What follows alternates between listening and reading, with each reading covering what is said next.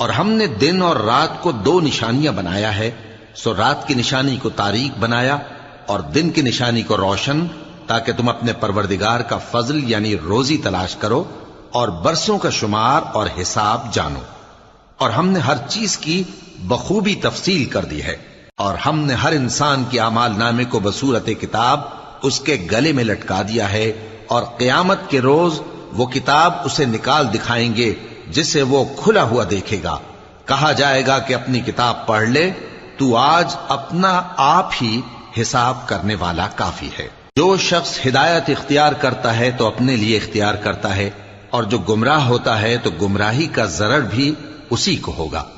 اور کوئی شخص کسی دوسرے کا بوجھ نہیں اٹھائے گا، اور جب تک ہم پیغمبر نہ بھیج لیں عذاب نہیں دیا کرتے۔ اور جب ہمارا ارادہ کسی بستی کے ہلاک کرنے کا ہوا تو وہاں کے آسودہ لوگوں کو فواحش